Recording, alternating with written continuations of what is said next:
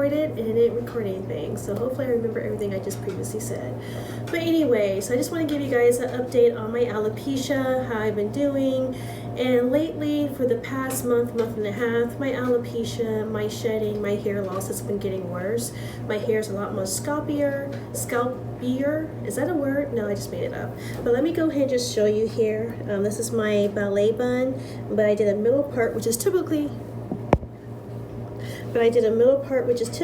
a big no-no, but I just wanted to show you guys my hair loss. But here you'll see very scalpy, but there's my little ballerina bun. Let me know if you guys are interested in me doing a separate video on how I do that. It's one of my favorite hairstyles. But yeah, the last month and a half, I've been feeling this really aggressive burning and tingling sensation all in my crown area, like right here. I don't have any hair loss in the back or any problems on the back of my hair, but it's all in my crown area. But the last month and a half, I've been getting this really intense, like, tingling sensation. And it wasn't an allergic reaction to a product or anything like that. Even though I've been using a new product, it wasn't that, because it started happening before then. So I stopped heavily manipulating my hair. I stopped co-washing every day. I stopped detangling every day. And I even stopped wearing my hair up in a ponytail, having any type of tension or pulling. I stopped using my outless bands. I just kind of like wrapped my hair onto itself. But no matter what I did, wearing a scarf, just slightly just pulling it up out of my face, I just felt like an intense tug. And I just wasn't understanding what was going on. So I was doing a lot of research. I only had one dermatologist appointment, and I do not want right now, I do not want to do any injections to my scalp. Why? I researched it a lot on YouTube and listened to a lot of articles. It's a very small, really minuscule success rate of anyone actually having hair growth. They are able to maintain the hair they have, but as soon as they stop those injections, those steroids injections, it seems like they lose that hair. And just in the pain, just the pain expressed, I was like, I'm not doing that. And some people can get over 100 injections in their scalp, and no thank you, ma'am. I do not want that. And I also don't want to do woman's Rogaine at this time. This may change later on, but right now I do not want to do that. Again, just listening to other people's stories of using that product, as soon as they stop, I just don't see it as something as sustainable that you can use for the rest of your life, because I feel like it's something that you have to use for the rest of your life.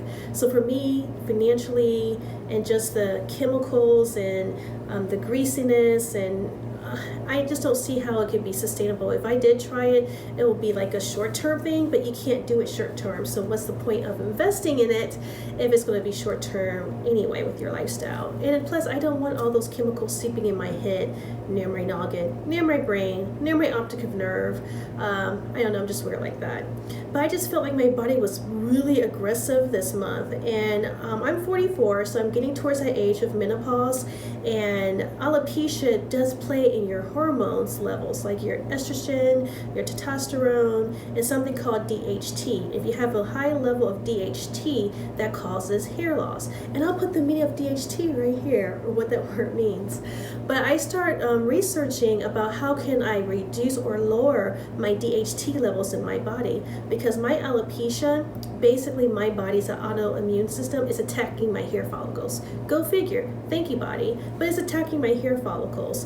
And when my hair fall out, the new hair that grows back in is not growing back in as fast as I'm losing the hair, first of all. And second off, it's growing back in extremely thin and baby fine. So yeah, it's not growing back the same texture and the same thickness and the same density. So I'm dealing with all kinds of things.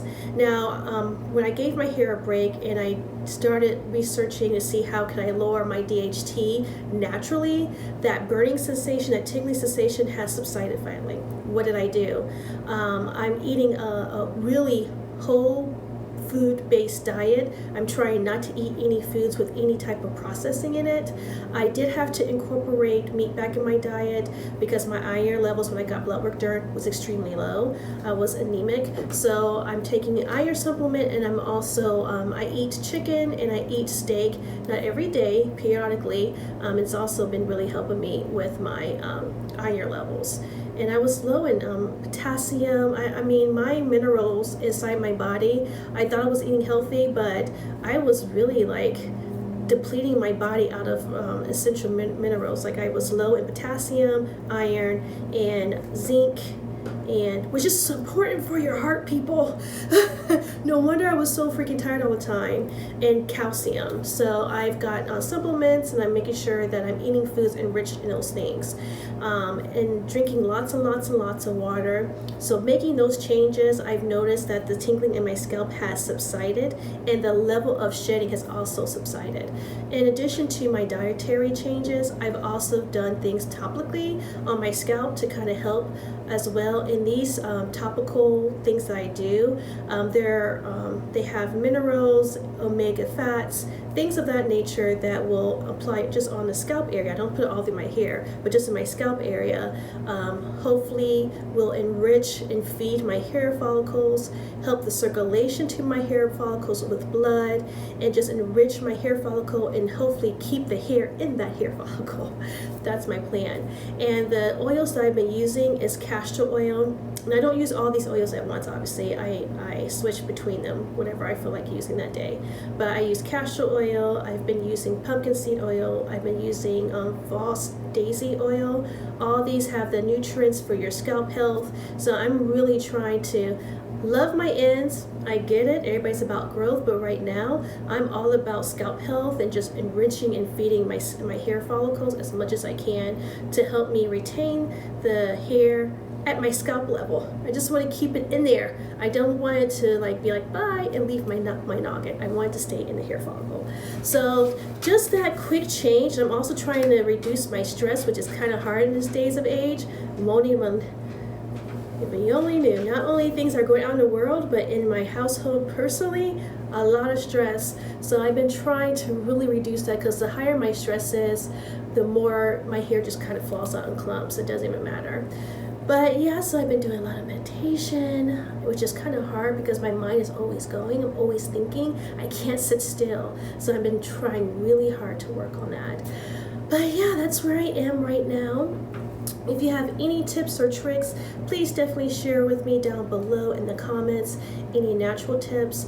And I even told my husband, you know, when I get to the part where I can't stop my hair from falling out, my plan is to totally shave my hair off and just rock my head bald-headed. And if I want to wear a wig, I will. If I don't, I don't. But when I get to that level that my hair is more scalp than hair, I am going to shave it all off. But I'm just kind of hoping that I'm putting it in God's hands, and we'll see what happens, right, guys?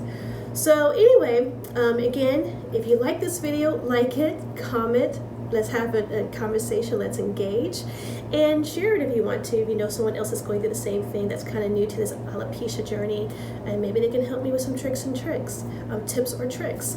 Or heck, even share your stories with me down below and tell me what things I can do to help myself.